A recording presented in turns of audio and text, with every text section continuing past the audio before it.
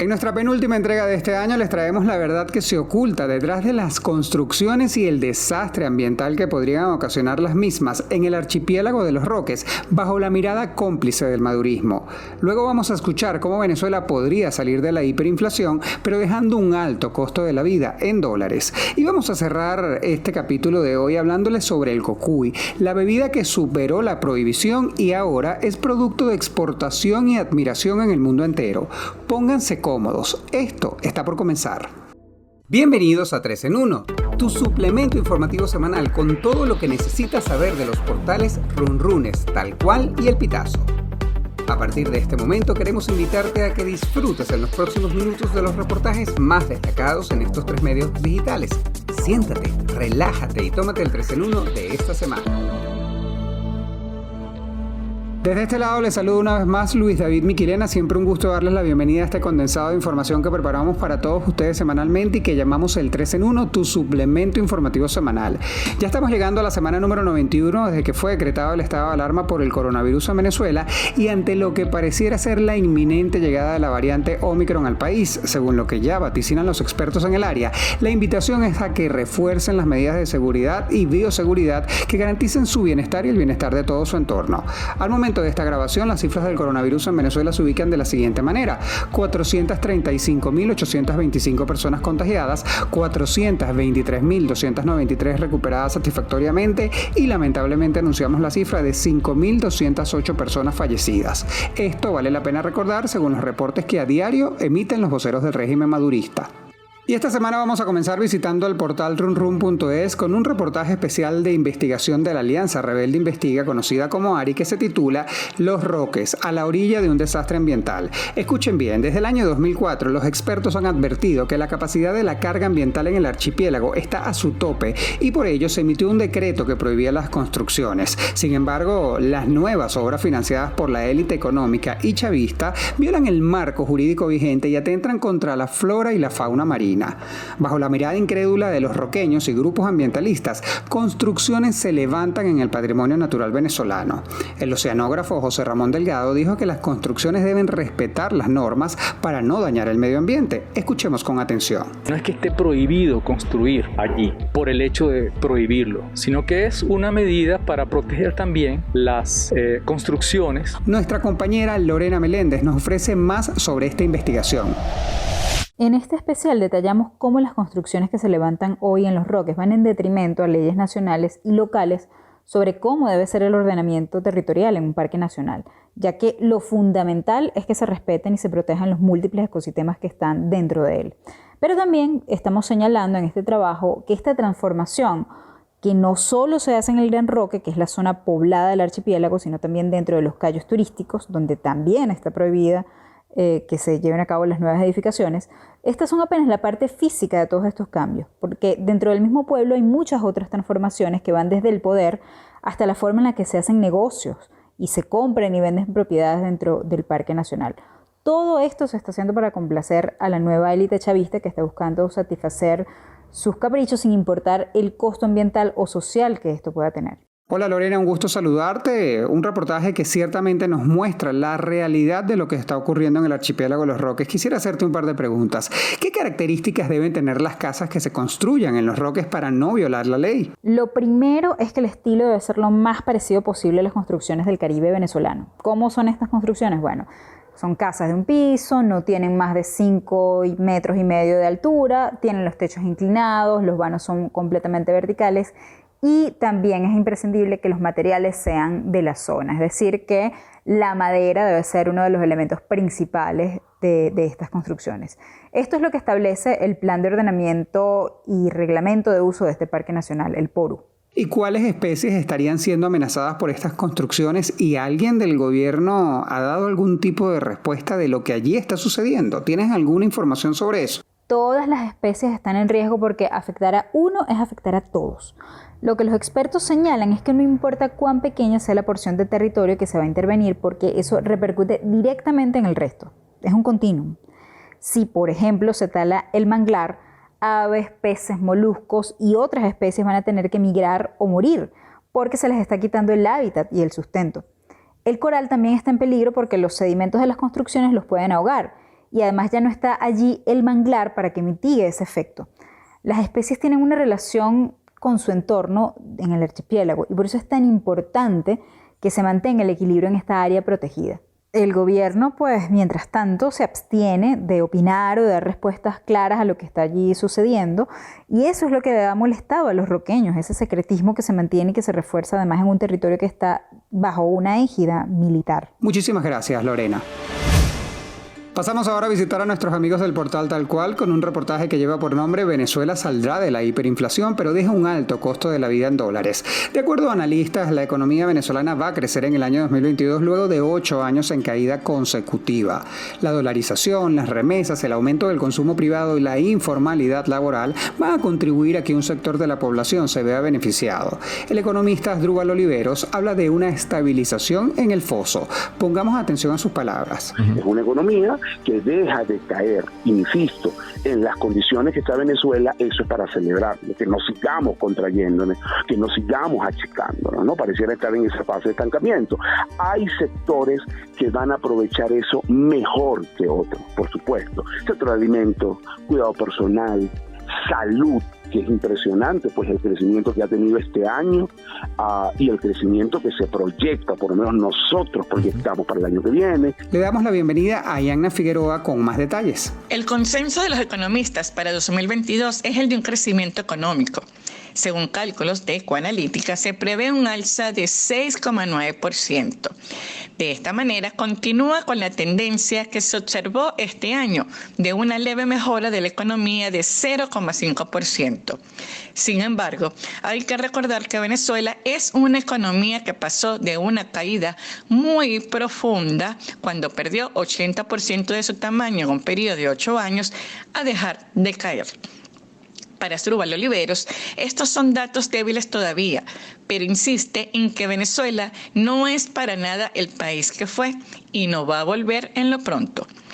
De esta manera señala que los sectores claves en los cuales ha habido y se espera sigan creciendo son salud, alimentos y comercio minorista, los cuales han presentado una mejora desde el año 2019. Mientras que sectores como el cuidado personal, tecnología y servicios profesionales tendrán un crecimiento muy alineado al promedio. Pero también un tercer grupo de sectores tendrá un resultado ligeramente por debajo del promedio, como el inmobiliario y los relacionados a los medios de pago. En contraste, sectores como la banca, la manufactura y la construcción serán los que aún tendrán problemas para crecer en 2022. Esta mejora en la economía que se observa en diferentes sectores a partir de este 2021 es producto, a juicio de Oliveros, de un aumento de 10% en el consumo privado debido a la dolarización transaccional, pero también impulsado por la llamada economía negra, las remesas y la informalidad laboral, en la cual las personas dejaron su trabajo formal y sus salarios en bolívares para ofrecer sus servicios con cobro en dólares. Yanna, espero estés muy bien. Quisiera saber si es posible que la dolarización pueda seguir avanzando o ya llegó a su tope. Hola Luis, ¿cómo estás? Muchísimas gracias por la consulta. Pues sí, el proceso de dolarización de facto que ha experimentado Venezuela en los últimos 3 años parece haber llegado a su límite. De acuerdo con Oliveros, ya la dolarización transaccional ha llegado a su tope y no hay perspectiva de que pueda avanzar más. Explicó que en los estudios de Ecoanalítica sobre el uso de las divisas en el país se ha mantenido estable la proporción de pagos con moneda extranjera. Recalcó que ya el propio gobierno comienza a ejecutar medidas para frenar este proceso que permitió, si lo recuerdan, obligado por las circunstancias y especialmente por la hiperinflación y la escasez de bolívares en efectivo. Recalcó Oliveros que el siguiente paso en un proceso de dolarización es la entrega de créditos bancarios en divisas y la compensación de los pagos en dólares. Sin embargo, el gobierno no termina de aprobarlo, siendo estas medidas que también podrían beneficiarlo. El gobierno puede hablar de un logro económico en un año en el que le quitó otros 6 ceros al bolívar y en el que no ha aumentado ni los sueldos ni las pensiones. Pues sí, Luis, al parecer en el primer trimestre del año 2022, Venezuela saldrá del proceso de hiperinflación en el cual estuvo sumergida en los últimos 3 años. Según los cálculos de Ecoanalítica, el próximo año podrá ostentar una tasa de inflación de 300% y en este mismo año 2021 podrá finalizar con una tasa ligeramente por debajo del 1000%, una tasa de 3 dígitos que no veíamos en mucho tiempo. Sin embargo, Olivera señalaba que Venezuela seguirá mostrando la tasa de inflación más alta del mundo y un grave problema para la economía. Señaló que esta estabilización en los precios se ha hecho a costa del crecimiento económico, ya que el gobierno nacional ha disminuido su gasto público para evitar una mayor impulso de los precios de los bienes y servicios y especialmente del tipo de cambio. Hasta una futura oportunidad, Tayana. Y esta semana le toca el turno de cierre al portal El Pitazo con un reportaje interesantísimo sobre el cocuy, la bebida que superó la prohibición y ahora es producto de exportación. En el año 2005 se decretó al agave cocuy como patrimonio natural, ancestral y cultural de la nación. 16 años después, los pueblos productores de este licor se debaten entre la pobreza y la ilusión de convertirlo en una carta de exportación. Estigmatizado como un licor barato y de baja calidad, el cocuy hoy en día se abre paso entre otras alternativas. La emprendedora María Elisa Álvarez nos habla más sobre las bondades de esta bebida. Esto es un producto maravilloso que además viene 100% de la tierra venezolana. O sea, esto es único venezolano. Se siembra en las zonas xerófilas de Venezuela, ¿ok? Vamos a decirte, hay 2 regiones importantes, Falcón y Lara, ¿ok? Entonces, ¿qué fue lo que vimos? Que, oye, había un nicho que podíamos llegarle. Es un producto que cala muy bien, con un increíble sabor, que cuando tú lo tomas pasa muy divino, que sobre todo además lo puedes tomar, hay variaciones del producto. La periodista Ana María Can con el reporte. Los bebedores de cocuy somos una gente muy apasionada por el cocuy, o sea, somos unos fanáticos y queremos que el mundo entero descubra esta bebida, ¿no?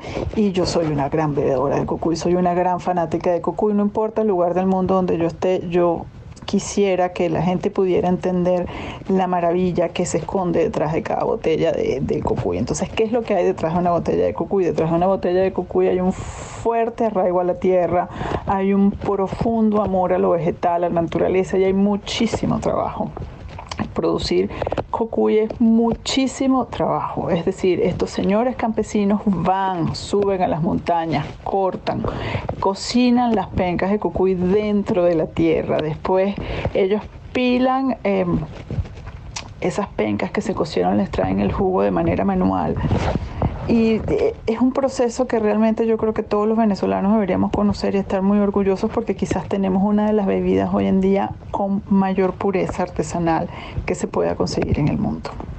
Entonces el proceso de este trabajo fue tratar de entender qué está pasando hoy en día en el mundo del cocuy 16 años después de que se haya decretado Patrimonio de la Nación. Entonces tenemos Pecaya, que es donde está la denominación de origen, y tenemos Lara, donde está Siquisique y otros municipios. Entonces hemos ido haciendo como un recuerdo con todos los productores para entender qué es el cocuy, cómo se produce y quiénes lo están haciendo. Ana María, quisiera saber qué historias consiguieron en estas tierras donde se produce el cocuy, que suelen ser regiones azotadas por la desidia. El seminario venezolano es un lugar interesantísimo, está lleno de historias y de mitos que se van construyendo además casi todos en torno a esa figura que para ellos es fundacional, que es el agave. En esas tierras que son entre Lara y Falcón, la relación con el agave sirve para comer, se come la penca asada, sirve para hacer cocuy, se utiliza además algo que ellos llaman el guarapo venido, que es el primer jugo que se extrae de la penca asada, que además se dice que ayuda a las mujeres a tener hijos, a ser mucho más fértiles. Se utiliza como remedio porque se utiliza para hacer como una friega, que dirían las abuelas, para los huesos. se utiliza para construir las casas, porque con eso y barro se hacen adobe, y en alguna época pues se utilizó para la ropa porque de ahí se extrae el sisal. Entonces su relación con el agave en estos lugares es muy profunda, y por eso, a pesar de haber sido una bebida perseguida durante 70 años, pues sobrevivió, siguió allí escondida, cuidada por estos pobladores como si fuera una niña. ¿Y cómo se hace para comercializar un producto que ha sido tan satanizado? Hay un tema del cocuy que es importante resaltar, que es que se produce mucho cocuy que no es realmente cocuy.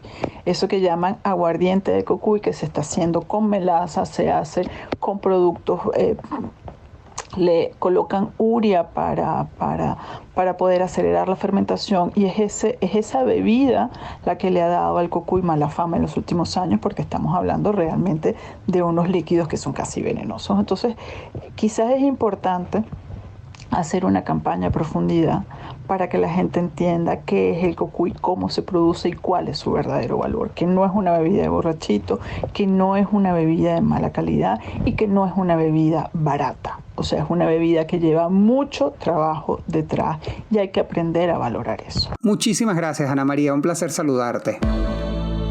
Señoras y señores, y con esto hemos llegado al final del 3 en 1 de esta semana, nuestra emisión número 146, la penúltima de este año 2021. Si el contenido les pareció relevante, les pido por favor nos ayuden a llegar a muchísima más gente, compartan el enlace. Recuerden que estamos en plataformas como Spotify, Google Podcast, Apple Podcast, y también estamos en las plataformas de videos YouTube. Nuestra invitación en estas fechas es a que ejerciten la prudencia, que por favor se cuiden. El coronavirus no se ha ido de Venezuela, la pandemia no ha terminado.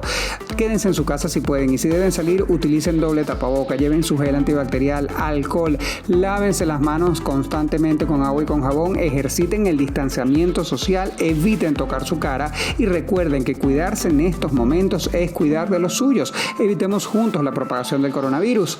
En la producción de este espacio estuvieron Yanali Fermín y Francisco Zambrano, y en la edición Abraham Moncada. Una vez más les acompañó Luis David Miquilena. Siempre un gusto estar con ustedes en este condensado de información que semanalmente preparamos para todos ustedes, y nos escucharemos la próxima semana.